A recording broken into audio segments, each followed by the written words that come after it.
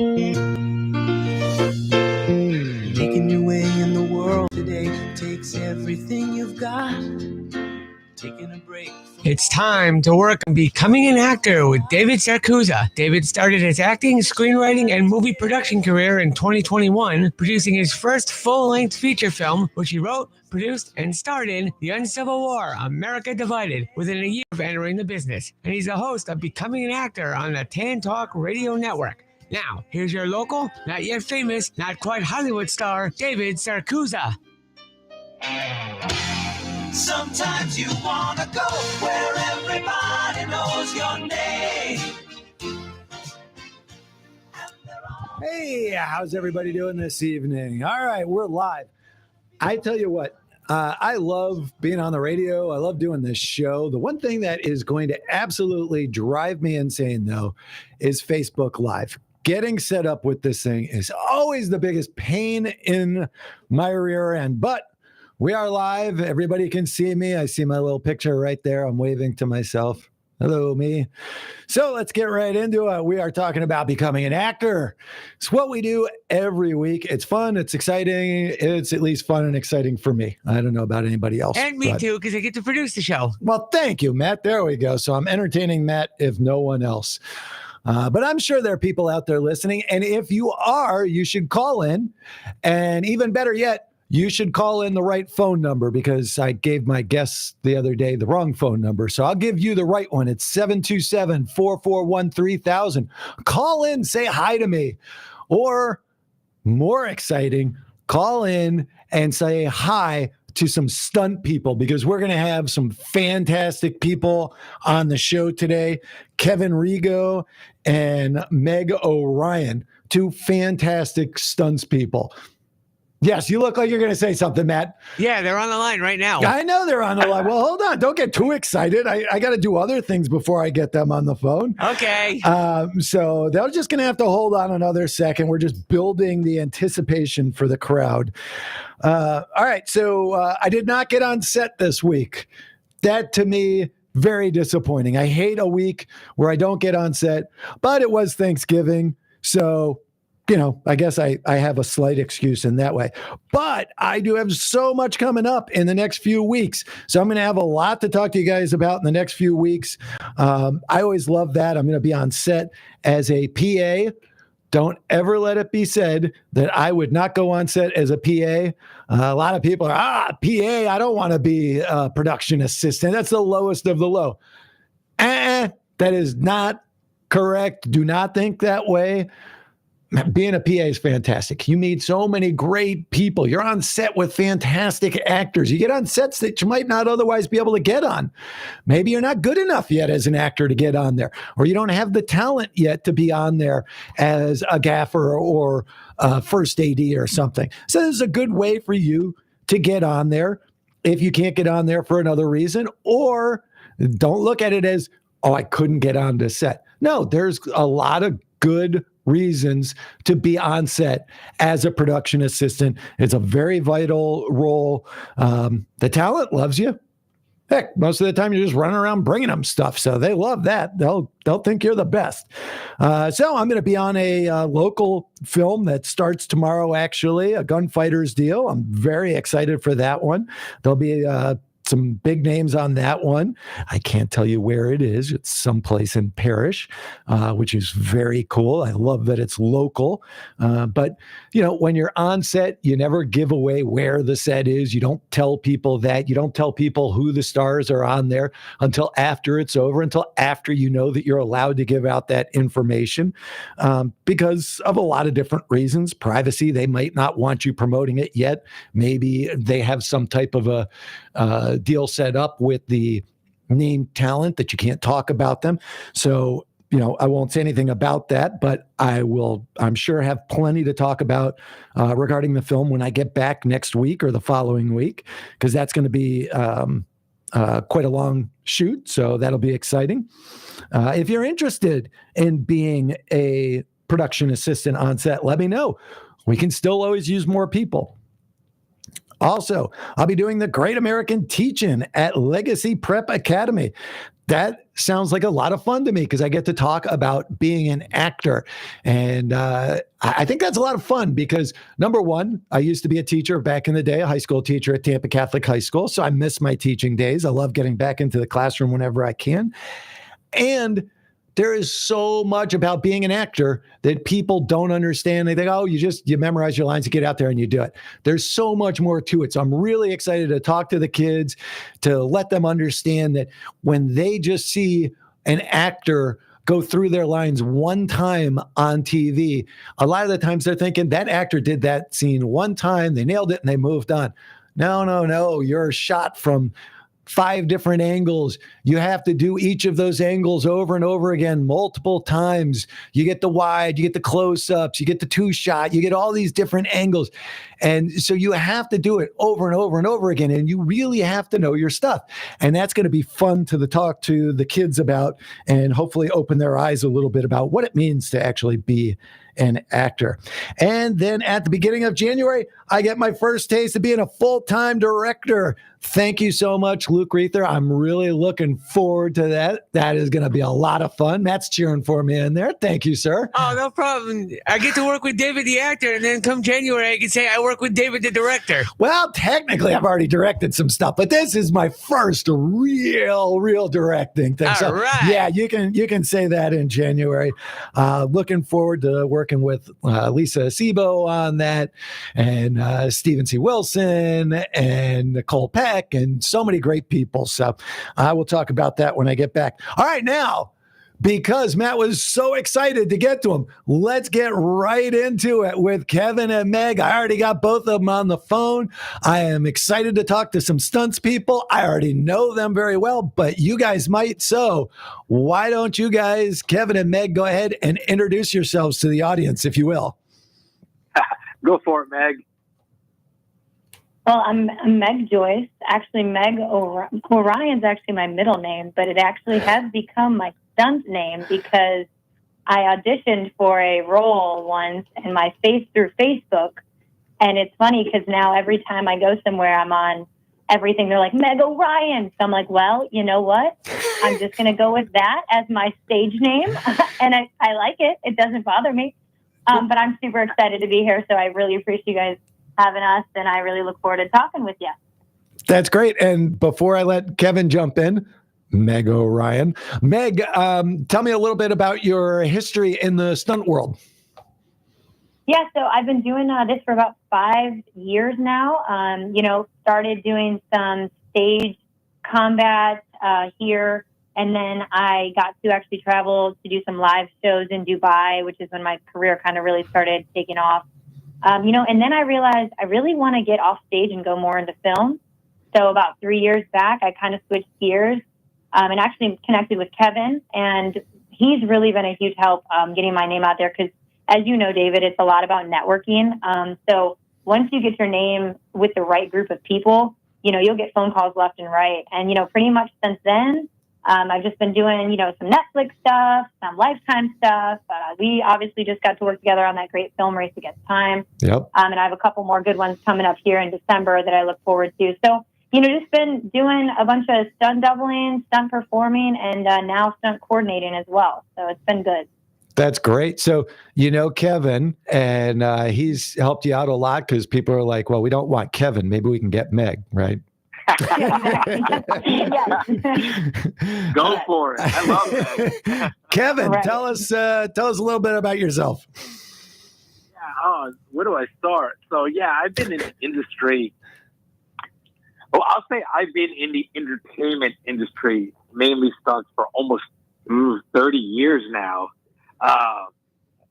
Man, you're old. I've worked on some small things, tiny things. I've worked on some pretty massive things, which are pretty cool. Yeah, I was Massachusetts. I came down for vacation, and I saw a stunt show at Disney, and everything clicked. I was like, wow, that's what I want to do in life. And up north, I was your backyard gymnast. I was doing martial arts. I surfed. I skated. But it was like, that made sense. So I literally packed my bags, came down, just found like a roommate, and was just doing things throughout the theme parks, just banging around, like trying to get shows here or there, doing like small films. And then, Gaynor Johnson was, I owe it a lot to Gaynor Johnson and John Zimmerman because they opened the doors back then, for me. And, Gaynor's like, I was doing a show on Universal. She's like, wow, you're pretty strong. You ever think about doing circus? And I was like, no, not really. She's like, well, I'm going to teach you how to do trapeze. I was like, perfect. So she opened the doors for circus, and that got me pretty much to go overseas. And I went to, let's say about, at the time when I walked off the road, 40-something countries with Feld Entertainment as a performer, as a stage manager, but still coming back to do stunt work. Whenever I'd get a call, I'd like rush back to Florida or California to do a film here or there. Well, let me stop you right there, because now both of you have talked about being overseas. Meg in Dubai and Kevin apparently the entire world. Is there more availability for stunts or stunt people outside of the United States, or did you both just happen to get taken out of the United States? Meg, go for it. Honestly, that's a great question. Really, for me, being a young stunt performer, I had just come out of actually school from John Zimmerman as well. And I was putting my reel out there from just the things I've done at his school.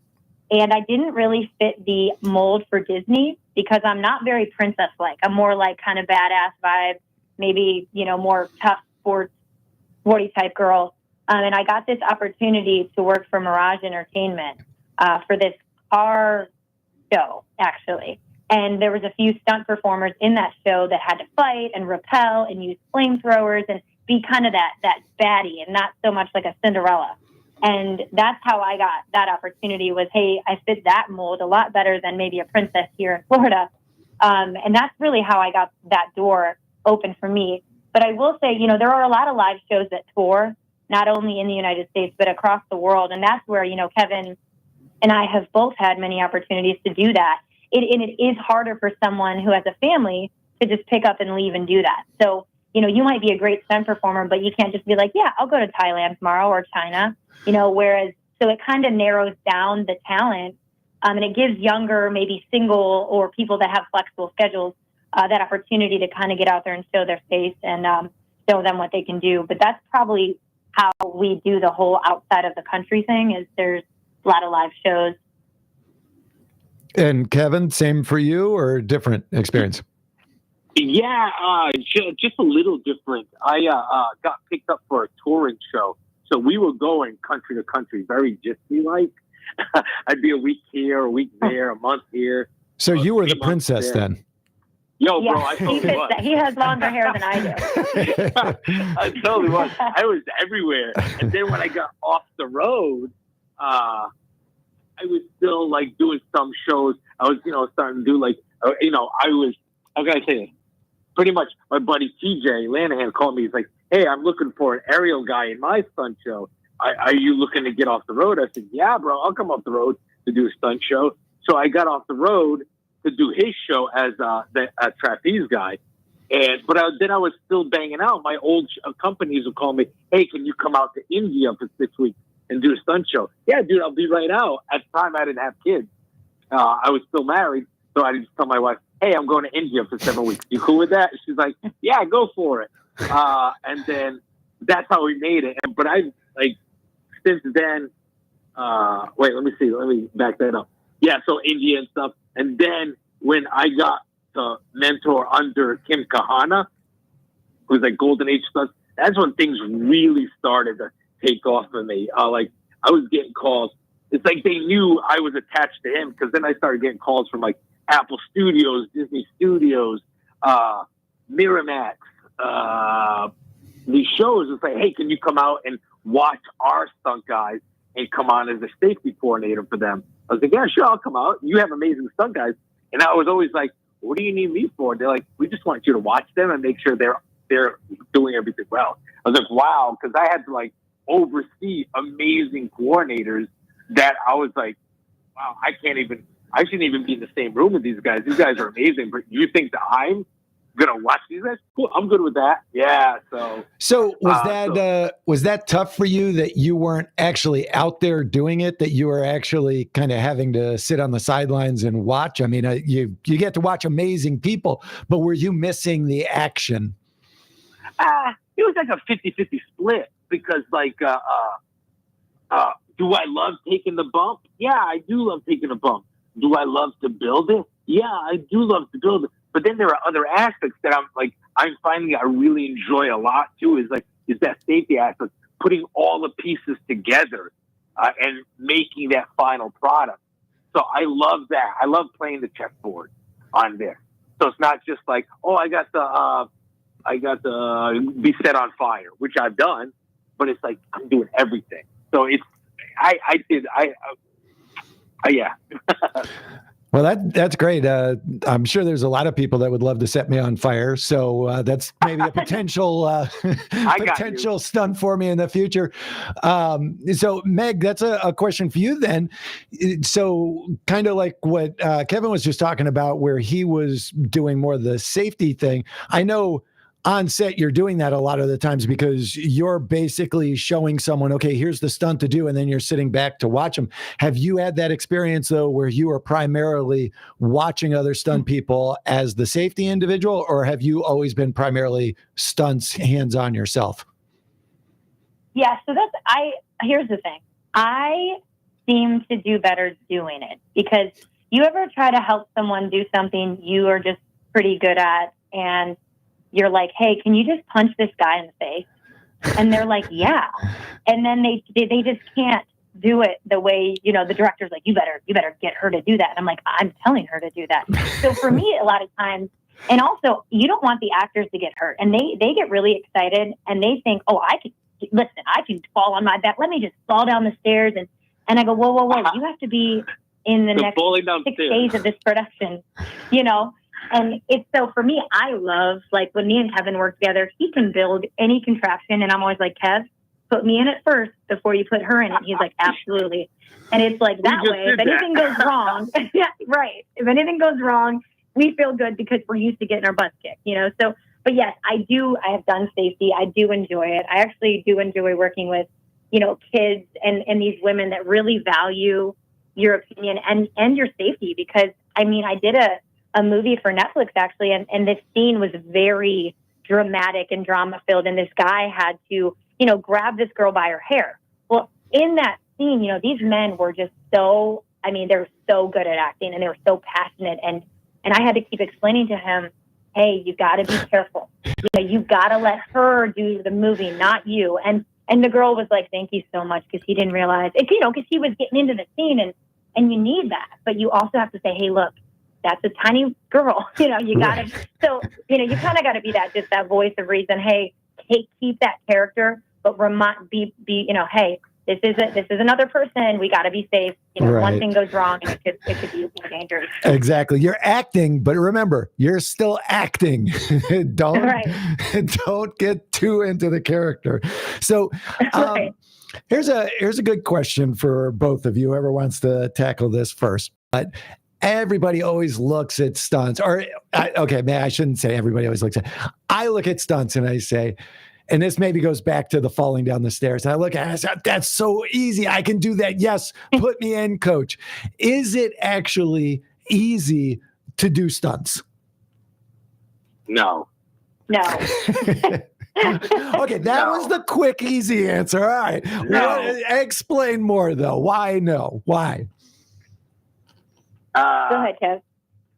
Yeah. So I have this argument a lot because it's not, hey, I can throw a punch or a kick. It's not that, because I run into that a lot. I was this guy. I came off, I'm a karate guy. So that means I'm a natural stunt guy. It's not. It's more of like, this is why I'm getting into that safety and building it. It's more of like carrying on a rhythm, playing, dancing with a partner.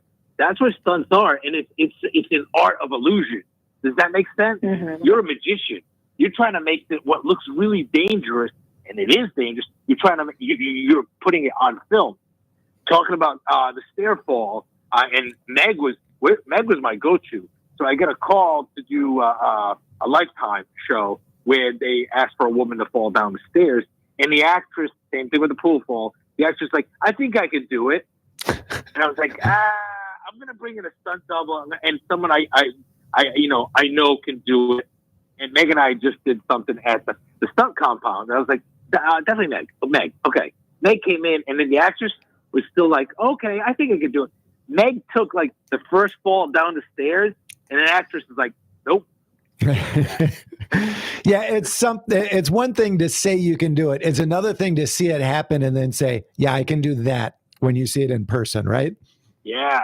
People panic. And go ahead, Meg.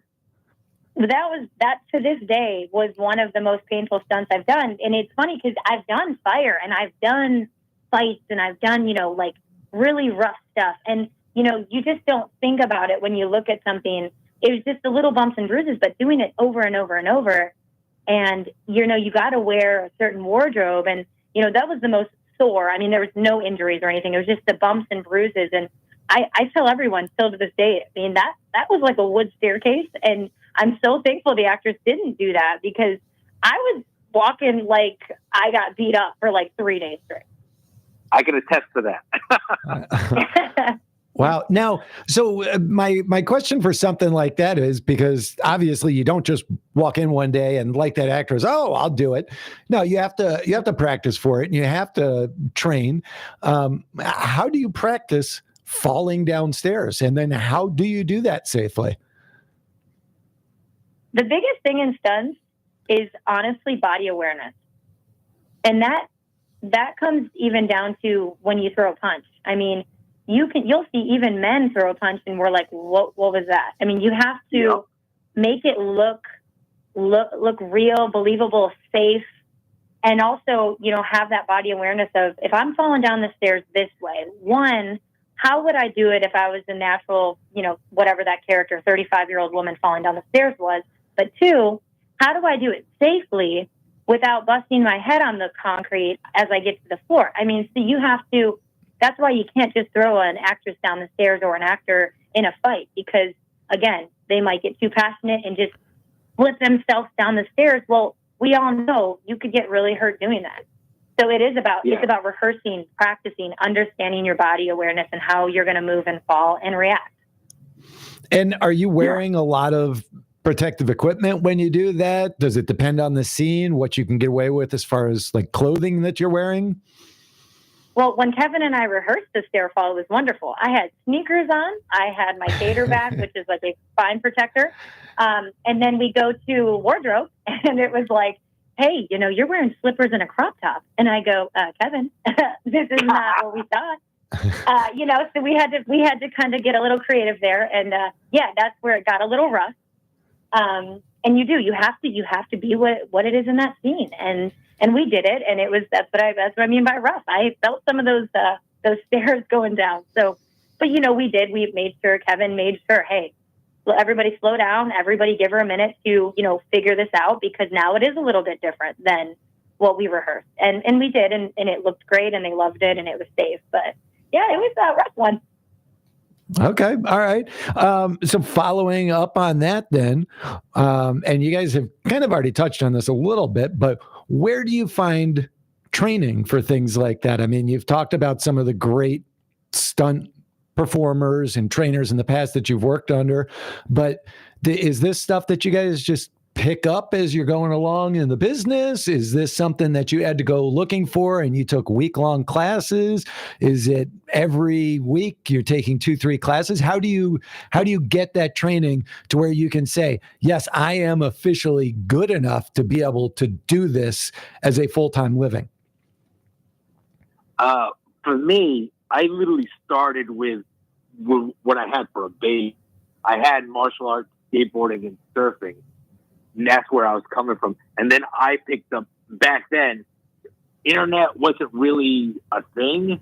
So I picked up things as I went along. And what we would do in Orlando, I had a group of friends. We'd all take, I'd say like, Andre had Taekwondo, so-and-so had juggling, so-and-so had capoeira, I had gymnastics. And then we'd all meet at a certain gym after each other's classes, and we would teach each other what we all taught. Oh, dude, okay, you learned that today? Cool. Let's everyone do the butterfly twist, because I just learned to do the butterfly twist, and now we're all going to learn the butterfly twist. And we all got to share those skills. And then we would get under like coordinators who had places to train, like John Zimmerman, like Kim Kahana, like USA Stunts out of Washington. There are some places. Locally, there aren't any as like close to here yet. Right. But there are places you can go and like get together with friends, like a Defy or a Sky Zone or an open gym out of Orlando, those type of places. Meg? Yeah, I did have the luxury of going to John Zimmerman's stunt camp. I was up in the middle of nowhere, Ohio, and I always said I wanted to be a stunt double, stunt performer. And my mom happened to move into Florida, and a commercial came up for John Zimmerman Stunt School, and my mom's like, Meg, that's right by the house. Stay with me and go to this school for a week. You know, you've always wanted to do this. So I did. I went to school. It was amazing. He crammed so much stuff in there that people don't even get to do in their whole entire career. And we learned so much. And I really straight up went up to him and a couple of the coordinators and wonderful performers we got to work with. And I straight up said, do I have what it takes? You know, I have a mixed martial arts background. I am an athlete. I've played on pretty much every sport. But do I have what it takes or not? Just be real. And they said yes. And then they said, you need to move down here and get around the stunt world. So like Kevin's saying is, you meet with the right group and you meet the right training partners and you constantly train for your craft, whether that's, hey, I'm lacking a little bit in gymnastics. I might need to just learn basic tumbling. Go to a gymnastics school, learn some basic tumbling. Go to, like I know, David, you go to, some parkour type ninja gyms. That's a great way to start too, because you're learning body awareness and body movements that you would need for a stunt performer. But I think you don't necessarily have to be certified in stunts. Does it help on your resume? Absolutely. And not only that, but you meet many, many people in the same position that you are in. But if you do fit the realm of this world, which might be gymnastics, mixed martial arts, honestly, just being an athlete and wanting to kind of push the envelope or push your body, we need people all shapes and sizes to be doubles. So you don't think please don't think you have to walk around with a six pack and be able to do a backflip. There are performers that they just want to light on fire and they just need you to fall through a table. I mean, there are so many things you can do. And I always tell my friends that actually ask me, hey, you can do it if you want to. It's really about you putting yourself out there, knowing if this is for you. And if you're going to be willing to put the work in and the networking in, then you can definitely be successful in this world. That's so funny because I say that all the time about being an actor or being in crew. I'm like, just get out there, get on set, just find a way to get on set and it will happen for you. You'll get involved. Yeah. You'll meet the right people. First of all, I want to say hi to Victor Santiago and Chase Dudley for watching on Facebook Live. I appreciate that, guys. And so, yeah, it kills me. Obviously, Kevin, you and I have talked about this. It is, you've got to go to Atlanta, I think is the closest thing, right? Is there anything left in Florida now where you can do some serious training? Not that I know of. No, unless you're friends with like certain people in town and train in their backyard. You know what? Kevin, I think we need a place here locally in Florida. I'm just saying. I'm just saying we should have a place here in Florida. I put something up on Facebook the other day and a lot of people seemed interested. So I'm just throwing that out there. So anyhow, it's funny, Meg, you mentioned about doing the parkour. I love doing the ninja training. And that was what I was thinking about when I first started that. I was thinking, well, I'd like to do some stunts down the road. I was very excited for that. I wanted to do stunt training. And when I got into this business 2 years ago, so I started looking for stunt training and I did. I found that there really was nothing here locally in Florida. The closest thing I kept thinking was, I got to get to Atlanta. But as I tell people, to me, stunts are kind of like tennis. You can't go and take tennis lessons from a tennis pro for a weekend or a week, and now you're a tennis player. You're not going to go out and win Wimbledon doing that. If you really want to be a serious tennis player, you have to do tennis lessons every week. You have to work with a pro. And so I thought, okay, what can I do? So I've done horseback riding lessons. I've done the parkour. I go do the flow rider down at the beach so I can get better with surfing, that sort of thing. So I'm trying to find all those things, but I'd really love to find stunt training, because right now, basically, I feel like I'm playing around the edges, but I'm not doing what I really want to do. And that's not to say I don't love the parkour. I love the parkour. I think that's the coolest thing on the planet. But I do want to do the stunts as well, because I want to do that in the films. And I think you need actual true training, or like you guys said, to find that group, your little rat pack that you can work with, if you will. Yes. Agreed. Definitely. Yeah. We definitely need to bring something here for sure. Okay. Kevin, Meg said that she wants us to bring something to Florida. So maybe St. Pete. That'd be a good area. Okay. Yeah, I wonder. So in the meantime, please, if you want to give us a call in, it's 727-441-3000. If you have any questions for Meg or Kevin, that would be great. And Kevin and I and Meg and I, we keep kind of joking around about that. I have seriously been looking at it. I know Kevin's been looking at it for years, wanting to bring something. So I have been talking with him as well. And I think it would be fantastic to open something up in this area, just to give us something that's not where you have to travel to Atlanta. I know I spoke with Melissa Cole. She flew to Texas in order to do a week-long training, or it was a couple of days. So, but again, I just feel like a couple of days training, a week-long training is great, but it's not going to do what you need it to do. You need constant training. So that's what I would love to see in this area. And hopefully we can get that going here soon. Let me ask you this, guys. Of the different stunts that are out there, what do you feel is like the most dangerous? What would you say an amateur should never get near? Are the falls toughest? Is the lighting on fire? You talked about that, or are they all dangerous in their own way? Go for it, Meg. Well, honestly, I think any stunt can go wrong if you're not surrounded by professionals. I mean, you see the stories in the headlines all the time. Is when productions try to cut corners and don't want to pay for stunt performers or stunt coordinators or stunt safety, you might have some injuries and, in worst cases, death. And I think that could be when you bring weapons on a scene or a set, or falling stairs. Fire obviously is very dangerous. Eye falls are dangerous. I mean, there's really no stunt in my mind that I am ever scared of doing if I'm surrounded by the right people. And I swear that means when I got lit up on fire and I was at John Zimmerman, I was not scared at all. I promise you that. And people think, were you so scared? I go, no, because I knew I was in good hands. Now, if I went to a set and I was like, who's helping me with safety? And they're like, huh? Like, that would be a whole different story. So I would definitely say you need to surround yourself with people that you can trust and that you know are legit. And if you work for a company, they cannot cut corners, or any stunt is going to be dangerous. Go ahead, Kevin.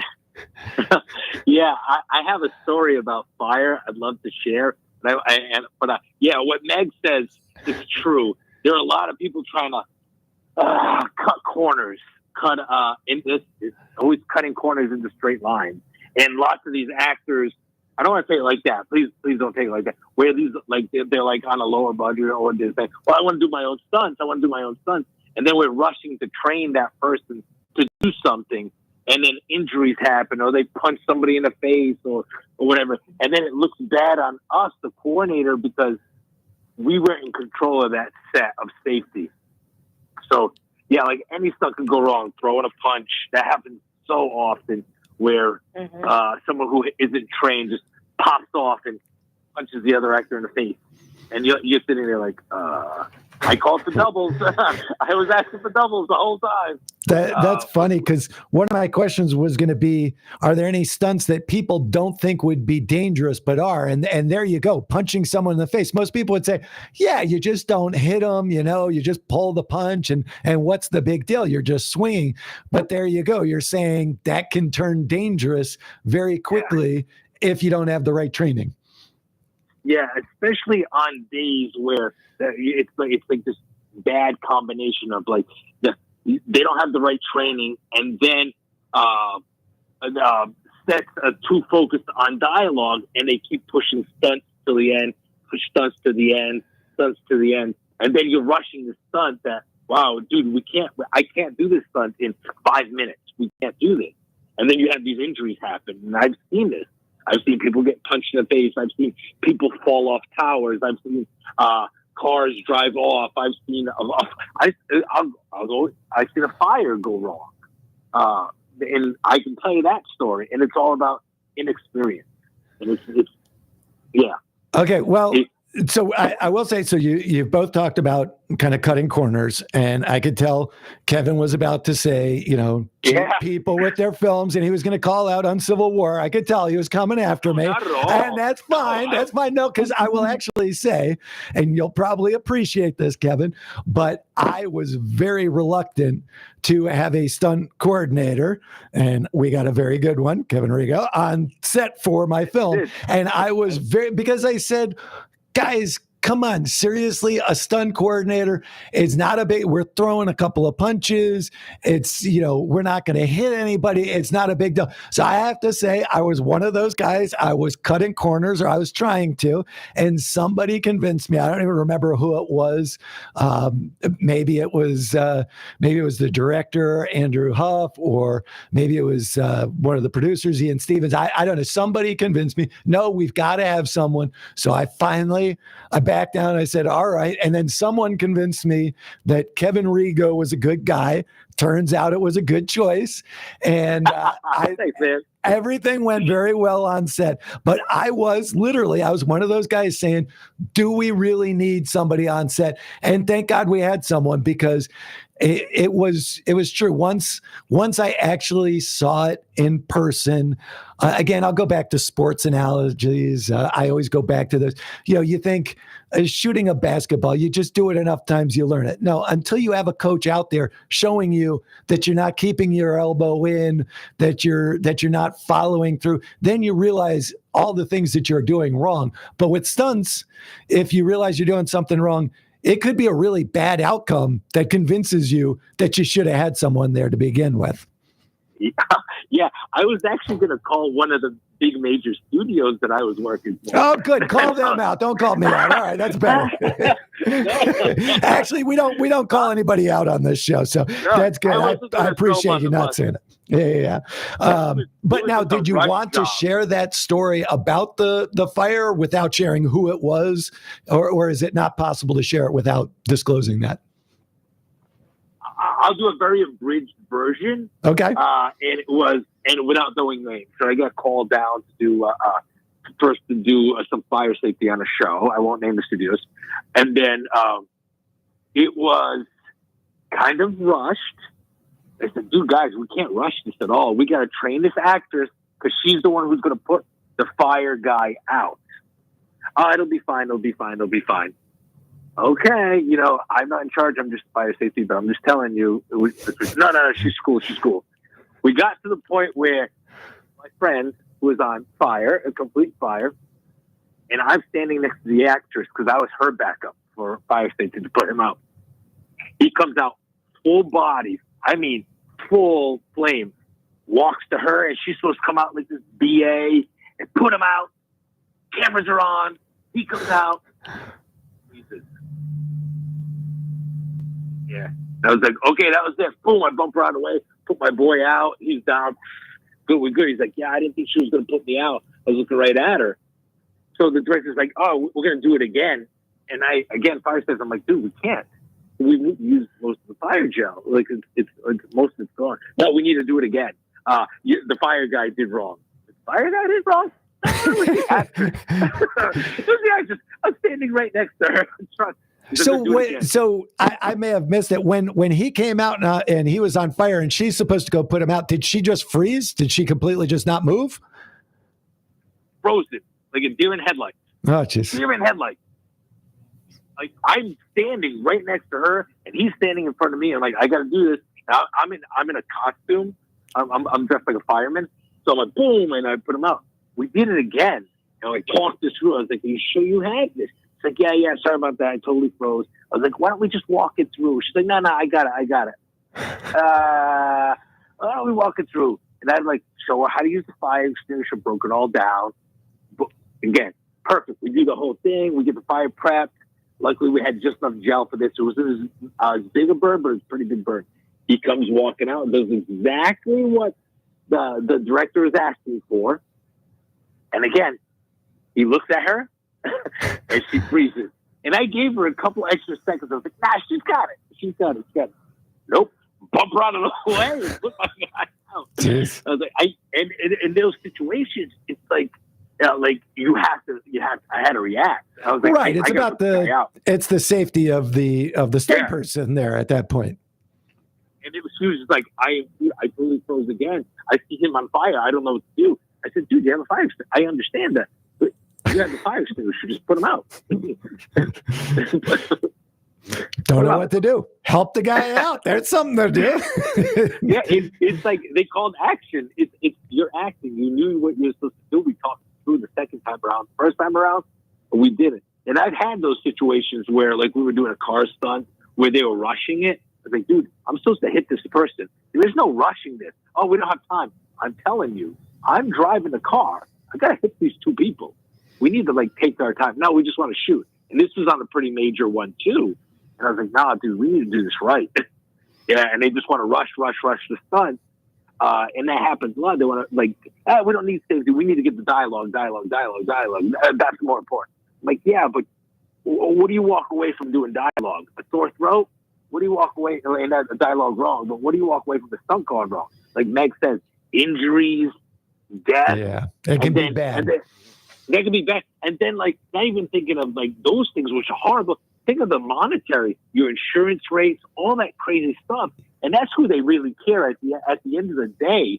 They just care about the money. Like, I know you really just scared me there as an executive producer. I just, man, I heard money and my heart almost stopped there. I mean, that's a stunt right there in itself. It's the bottom line. I've had production not want to have water safety gear. And like, dude, 95% of the show we're in water. What do you mean you don't want to have life jackets? Oh, it's bad TV. I'm like, I don't care if it's bad TV. We need life jackets out here, bro. Right. That's funny. Let me ask you guys a question. Can you make a living just doing stunts? Is it possible? I mean, do both of you just survive off of doing stunts? Do you have to have a second job? Is this the starving actor thing where stunts pay so little that it's difficult to keep the lights on like that, or can you make a good living doing it? Well, I think I'm not going to speak for Kevin, but I do think he does it full time. I don't, only because when I did get going, COVID hit, and I was like, really? So I did get back, and I do personal training, so it does align with my job. It keeps me in shape. I can also tell people, hey, I can train you like a stunt woman. Hey, but no, I do. Like I told Kevin actually this year, I want to switch gears and really, push for the stunts. Because like if you put the work in, yes, I have many friends that do full-time stunts and they're very successful. And you also have to be willing to sometimes move to where it's more relevant, whether that's Atlanta, California. I know we're trying to bring it here more to Florida, but if you want film, you have to be in the area where it's more relevant. Here, you could definitely be working for Disney. Do we need to be paid more? Yeah, I for sure think so. And I think if you're good at what you do, you need to ask for rates that are fair. Kevin and I actually talk about that a lot when it comes to, I go, Kev, like, I think I'm worth this much. He's like, yeah, you need to ask for that. And, I am now. I'm setting my standards a lot higher now that I'm becoming way more experienced. And I realized, wow, I'm pretty good at this. And I do deserve to be, compensated for that. So yes, I do believe you can. And it took you about 5 years to get there. You said you've been doing this about 5 years, but with the caveat of living through COVID during that 5 years, right? Yeah. And then, I wouldn't even say 5 years in total. I'd say if you really put it together, probably 3. And like I said, for me, it's being blessed with networking with the right people, and making a great reel and just pushing it out to as many people you can get it out to is really how I've passed my name around. That's great. And because I talk about networking on here all the time, that, this is a job. You have to get your name out there. The only way you're going to get on set is if you get your name out there. And you say you're blessed with networking, but I would say it's not necessarily that you're blessed with it. It's that you worked really hard at it, because networking is like anything else. It's part of the job. You have to sell yourself. You have to sell your abilities. And basically it's about hustling a little bit and not hustling the people you're networking with, but just being a good person, showing them what you can do, showing them that you're safety conscious. So I don't think it's that you were blessed with it. I think you worked hard and you earned it and you deserve it. And I'll even say the same thing about Kevin. Kevin, I'll say that about you too. Kevin, how's it been for you as far as trying to make it as a stunt person in the business world of stunts? I think I totally agree with Meg. You have to live there. Situations that I'm in with my family stuff. I live here in Florida. So I do a bunch of other things, like I'm a stage manager. Pretty much everything in the industry. I'm a stage manager, or I'm a safety coordinator. I'm a prop maker. I'm a scenic guy. And I do a lot of those things. But I think if I was in Atlanta or like California, I would definitely be more full time, just because the opportunities are there. You go from one set to the next set to the next set to the next set.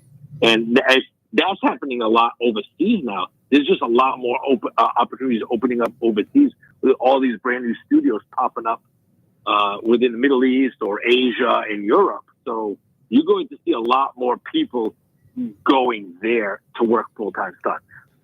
Gotcha. But so you're saying that it's definitely possible, although, more difficult maybe in Florida. But if you were to kind of pair the stunt work with some of the other things like the safety or acting or other things, that you can kind of put it together so that it's part of your portfolio, if you will. Yeah. I totally believe it. And I think it goes back to networking. I think the more diversified you are, and the more things you can do on set, the more stunt work you will get. Because they'll say, wow, this guy can build a wall that I can throw a guy through. This is awesome. There's my stunt guy. There's my stunt coordinator. Because he knows how to build that wall. He knows what's needed. And he knows how to throw himself through the wall. So that's my experience. That's great. It's making yourself more valuable, basically. Giving yourself another reason. That's really cool. I love that. Well, that's great. Let me ask you, just for fun, what's the thing that you like least about being a stunt person? Or is there nothing? I think like coming back to what you just said, it's hard to be busy all the time. And I think we want to be busy all the time. And you kind of have to wait sometimes for opportunities, when I'd rather it be like, hey, I have like 4 movies lined up, which it actually is happening more. Like Kevin and I have said, you network, they go, hey, I have the girl for you. Hey, I have the girl for you. I have the director for you, et cetera. So you make those connections, you make that group. Like Kevin has a small group that he knows they're his go-to guys or girls. And we're the first in line to get every opportunity. And that's how and me too. If they need a stunt coordinator, I'm like Kevin. And, and they're in like the same thing, diversify yourself and you'll have so many opportunities. But again, it's always hustling is what's kind of hard. You got to hustle all the time. If you're willing to put the work in, it'll come to you. That's great. In fact, I'm always pushing both of you as well. You're my 2 favorite stunt people in Florida, probably the United States. So I'm constantly talking about the both of you. In fact, I know, Kevin, you're working on a film coming up this week, correct? Yep. Yep. Awesome. Work with you on set. Yeah, I can't wait. I'm looking forward to seeing you out there. All right. So we got a couple of minutes left here. So let's have some fun stuff here. We've talked about some disaster sets. What's the best set that you've worked on or the best stunt that you've done? Go ahead, Meg. Did I stump That's you really guys? tough. No. There's so many. Kevin and I just did a little Christmas movie, and that was a really cool little stage there because it's all screens, and they could just click a button, and we were in the North Pole. So that was really cute. But I really loved when I worked in Dubai because it was such a culture shock for me, and it was also so incredibly cool there. I loved what I got to do there. It was so fun, and I was like a superstar on stage, which makes you feel so huge. But I think that was probably my best place. My favorite stunt, by far, hands down, will always be fire. Really? You like being set on fire, huh? Yeah. Oh, yeah. The feeling and the adrenaline rush and just how cool you look and feel is something that I am always like, hey, if you want to try that, first of all, make sure you're surrounded by safeties, but it's just so amazing. I loved it. Is it crazy scary the first time it happens? I wasn't scared only because, like I said, I really just felt super safe. Great. I'm more scared cool. jumping up a 40-foot building, honestly, than I am getting lit on fire. I think I would be right there with you. Yeah. Yeah. And I'm not Heights. even scared of heights, but you better hope you land on that mat. Okay. You know? Yeah. Kevin, real quick, you got a fun set? Yeah, I get quite a few the highlights of like being in control of all of Boston Harbor. Everyone looking at you like you're the guy in charge, or being in like the Colombian jungle, and then the same thing, you're the guy in charge, or like being on a mountain in New Mexico, and literally I was like, oh shit, poop. Kevin. Having two mountains that it's like, dude, you're the coordinator on this. This is all you, and having like all of that. So there's just so many. Driving a car for Telemundo, the Boston Harbor, even smaller sets like working under Kim Kahana, and like him saying, like we did 3 films for the Asylum, just working with him sometimes and learning a lot, being on those sets. It's like, oh, this is real cool. This is real cool. Where do I start? Like, where do I start? Well, I don't know, but that's where you got to end because I'm starting to hear the music come up. Sorry. Thank you, guys. And Meg, what's the last name that you prefer? Orion or?